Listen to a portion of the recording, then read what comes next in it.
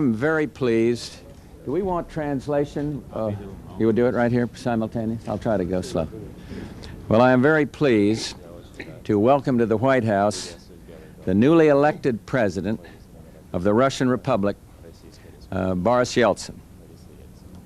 And I want to publicly congratulate President Yeltsin on a truly historic victory in this election last week, which made him the first democratically elected leader in the long and rich 1,000-year history of Russia.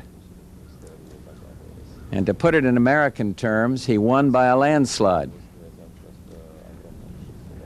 And we will be interested in his views on the critical issues confronting the USSR and its place in the world, the attempt that we're following from afar to forge a new union treaty, the historic effort to transform the Soviet economy,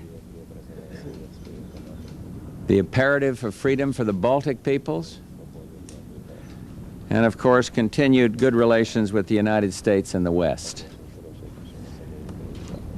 We have been heartened and encouraged by President Yeltsin's commitment to democratic values and free market principles, and we look forward to working with him.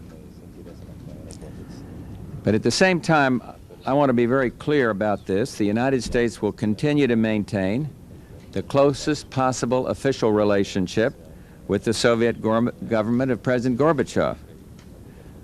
Indeed, in just the few minutes we've had inside, President Yeltsin has told me that he and President Gorbachev are in very close contact and working cooperatively together to achieve these ends.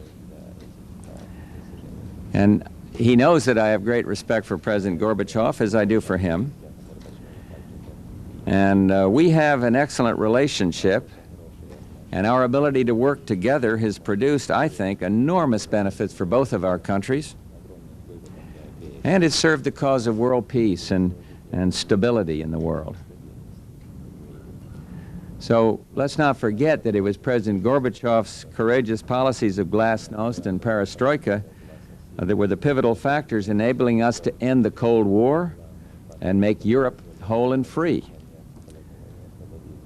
So in this new world, in which the United States works with the new Soviet Union, we want and intend to have good relations with the Soviet government and certainly the Republic governments, and certainly, obviously, with this dramatic election, that includes Russia, the largest of them all. And we're very pleased to have the good fortune to work with such impressive men as President Gorbachev and President Yeltsin. And again, sir, welcome to the United States. You've made a tremendous impression here already, not simply in the Congress and at the White House, but with the people along the mall out here.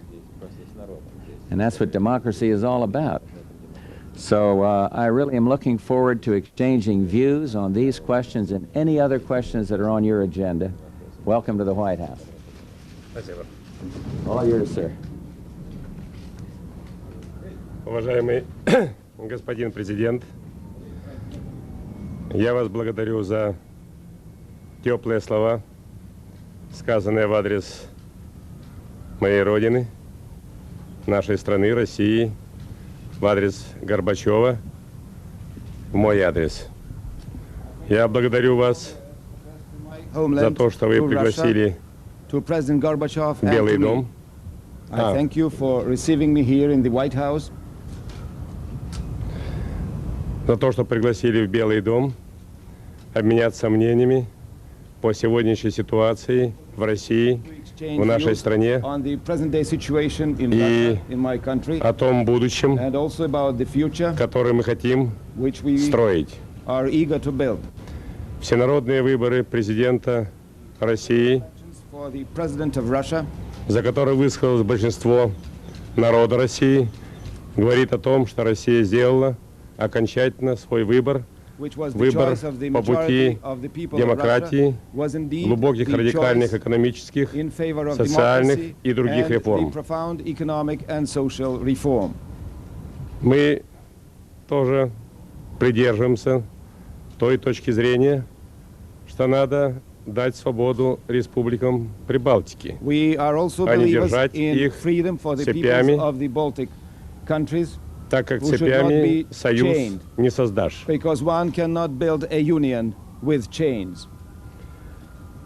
Я хочу заверить вас, господин президент, хочу заверить американский народ, что все то положительное, что сделано президентом Никсоном, вами, господин президент, президентом Горбачевым по вопросам безопасности, по вопросам сотрудничества, по вопросам, которые все-таки во всем мире снижают военное напряжение.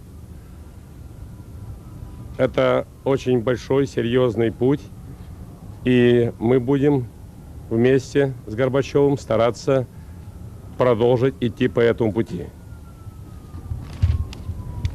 I want to assure you, Mr. President, and through you, the people of the United States, that all the positive things that have been attained and achieved by President Nixon, by you personally, by President Gorbachev in the fields of security and cooperation, in reducing the global military confrontation, is a major achievement of us all.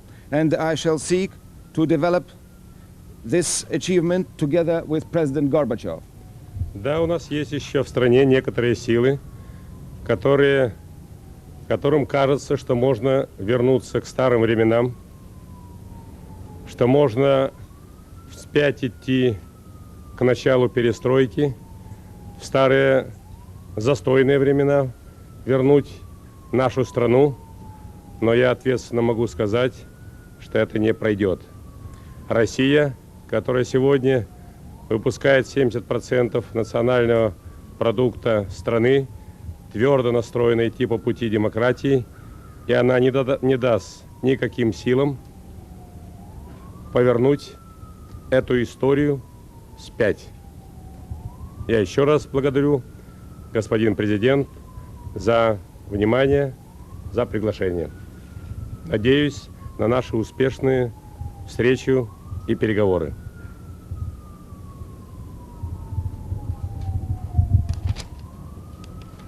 Indeed, we still have forces back at home which want to go back to the times of stagnation.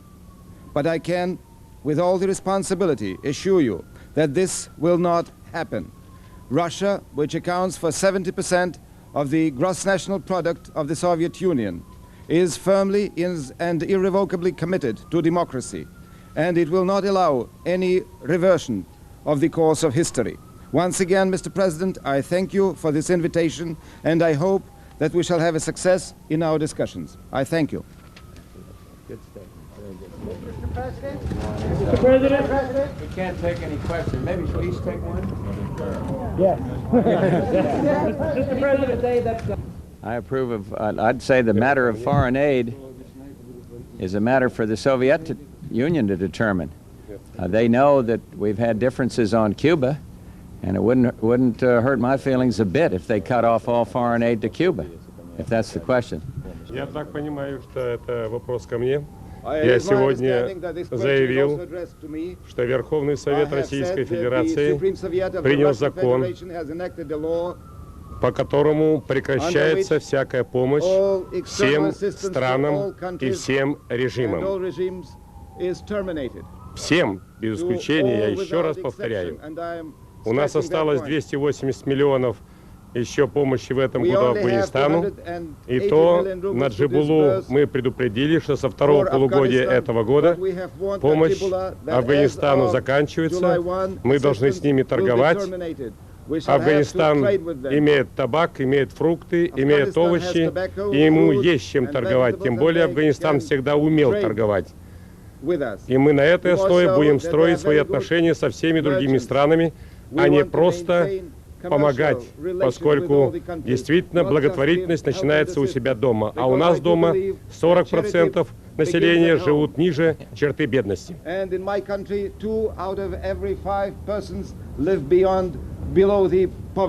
I have the last word? Последнее слово скажу. See, I've learned something here. Я If I'd have had that answer inside before I gave my answer, I might have had a more knowledgeable answer. So now we're going to go in and do some work in here, and I learned something with great interest here about the laws as already passed in the Soviet Union, and I salute them. That's their decision. And it's not the United States' role to fine-tune how the Soviet Union or Russia or anybody else deal with other countries. That's their business, and I'm very interested in that answer, and now we're going to go in and learn some more. Спасибо.